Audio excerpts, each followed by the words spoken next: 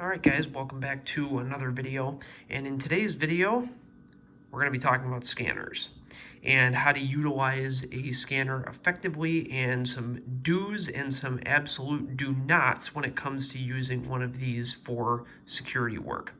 Now, these can be a huge benefit to people working in the security field if you use it correctly, okay?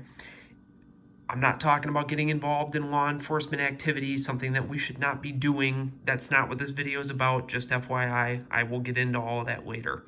But first and foremost, I want to talk about how these things can actually benefit security work. The overview of it is basically, I mean, this is an STS 100 scanner. For those of you who don't know, this is Unidon's newest scanner that they make. And for most people, if you're looking at utilizing one of these for work, or if you're going to try and talk the boss into buying one, you probably don't need something this advanced. This is my personal one. This is one of my hobbies, so I kind of have the most advanced one that I can get, but it's not really necessary for a lot of monitoring to be used in security work. Okay, you can get something a lot cheaper. Now, unfortunately, I can't really get into what one you should buy for your area and things like that. That's stuff you're going to have to research on your own. I'm also not going to go into anything about how to program this, because that's not what this video is about, but there's plenty of that stuff out here on YouTube if you are interested in purchasing one for your job or for your department if they want to buy one. A lot of people, when you bring up the whole scanner thing, the first thing that you hear is, oh, well, I have an app on my phone that does that.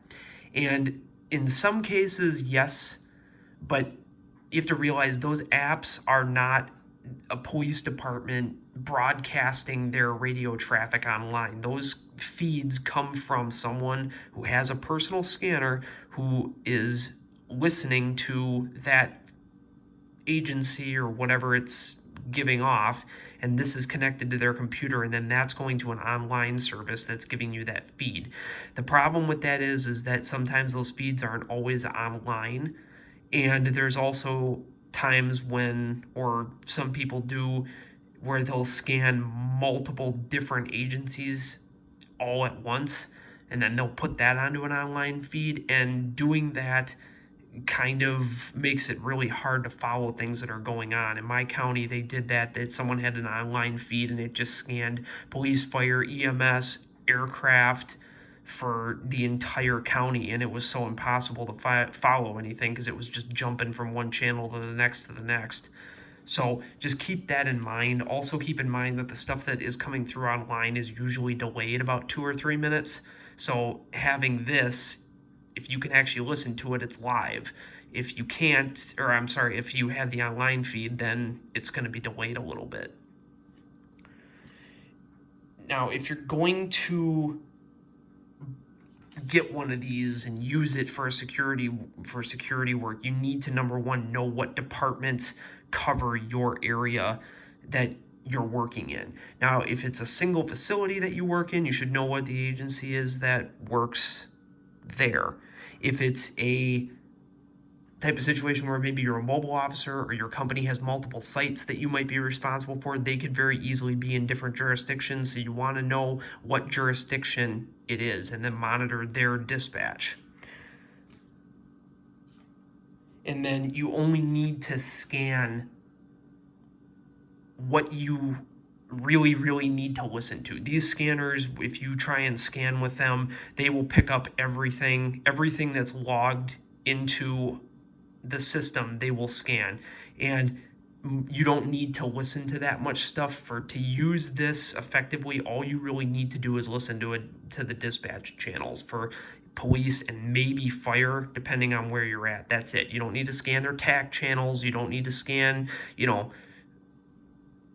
other stuff that most of the time these channels, there's no one talking on them anyway. They're just there in case the departments need to use them.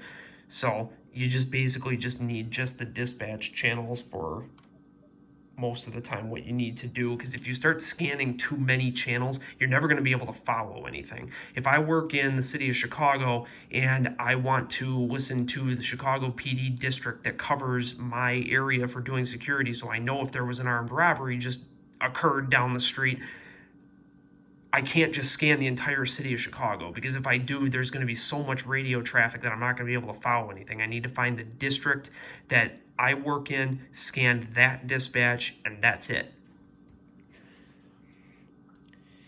In order for this to be some kind of a use to you, you're going to have to understand the lingo, or you're going to have to understand what they say. You're going to have to understand 10 codes. Depending on how your department works, some places don't use any fancy lingo, some places use a lot of it. But in order for this to be an effective tool, you're going to have to understand how they talk. And if you don't know, you can learn by listening, but it takes a while for you to be able to pick it up. So if you don't know, don't expect to just get this and know automatically everything that's going on. Okay. The best use for this is to know what is going on around you. Security companies get so overly hyper-focused on the inside of buildings. Patrol the inside, patrol the inside, patrol the inside. And that's fine, but the problem that we have with that is that you're not knowing what's going on around you or outside. And if you have an exterior of your building where your employees are sometimes, if you have a break area out there, you have a parking lot, a parking structure, whatever, anything that's going to be a problem is going to, odds are, come from the outside in. So being aware of what's going on is a great, great thing for you. I'll give you an example. Let's say you're working third shift security at a factory and you got, a few factory workers working there overnight. You hear that there was an armed robbery just occurred some 3 blocks down. Some guy just shoved a woman down, took her purse, took off running, and he was last seen headed in the direction of your business. And you know that there's a back loading dock area that usually isn't secured. There's a door that's open, they like to go out there and smoke, or there's a patio area where they like to go take their break and stuff like that. So they're outside. They could be potential victims for this guy if he feels cornered, or if he's looking to attack someone else. You don't know.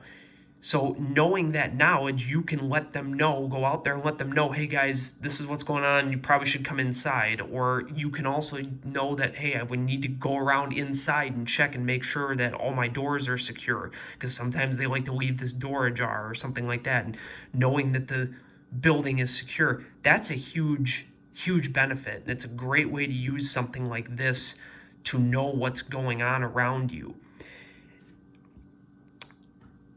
Another example of something like that might be if, let's say, the police had a pursuit, and let's take it out of the city and say that you work in more of a rural area now, and your business is the only one around, and you heard that, your sheriff's office or whatever had a pursuit and the vehicle crashed, let's say half a mile away from your business, and you're really the only thing around. It's a rural area, you got nothing but fields or whatever, and you're the only business close by. Well, if these people are running, they're probably going to be looking for a place of refuge.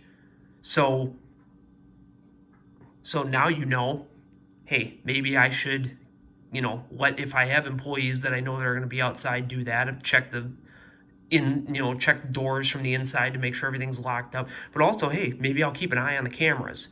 If you have cameras there, and if maybe you see them run by, or you see them run into the back of, some area outside, and they're trying to hide under a bench, or they're hiding somewhere, you can call the police and be like, hey, I heard on the scanner you guys were looking for XYZ.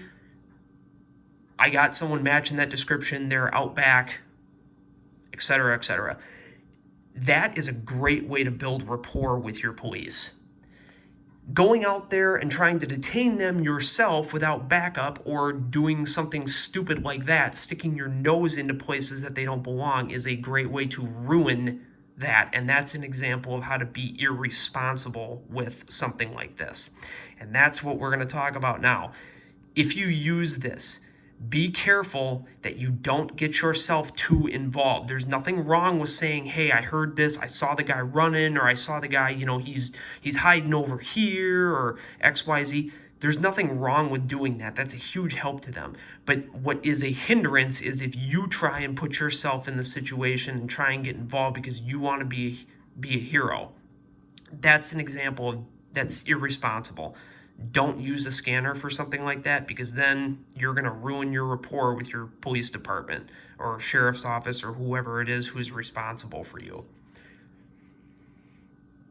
Okay. And also, if you're have the ability to be mobile, let's say you're a mobile officer and you have a squad, don't use this to call chase. Don't use it, keep it in your car for, oh, well, there's this going on down here. Maybe I can go, drive around the area and see if I can spot them, or drive around the area and do this. Unless it's something that affects one of your properties or something like that, don't get involved in it. Because, again, that's a quick way to get people in trouble. But using this to be aware and to know what's going on, let's say you're a mobile officer and they just had a robbery and there's a guy running who's armed, and you're about ready to go check an apartment building that's, just down the block from where this armed robbery occurred, probably before you get out of the car and start walking around in a uniform, you probably would want to know that, hey, there's a guy out here that might be armed. That's a huge benefit for something like this. Maybe you wait, go park across the street from the apartments and just watch and just see, hey, do I see this guy pop out somewhere or whatever that I can let the police know, or wait till the police secure the area before I go in there and start walking around blind because I'm by myself, or whatever the situation is. Just knowing the knowledge of what's going on and what your police departments are doing around you can be a great aid in your safety and the safety of the people that you're protecting too. Because a lot of threats come from the outside, and I don't think a lot of security companies think about that. They think that, the police are going to notify us if there's something going on. Odds are, no, they won't, because if they have an active scene or an active something going on, the last thing dispatch is going to be doing is calling your business saying, hey, this is what we got going on, keep an eye out for this. That's going to be their last priority. So knowing is a huge benefit. Getting one of these and stick it in your dispatch center if you have that for where you are, or if you're flying solo, and you're in a vehicle, take it and stick it in your glove, or not in your glove box, stick it in your cup holder, and it can be a huge help for you. Thanks, guys, and hopefully this was informative, and we'll see you on the next video.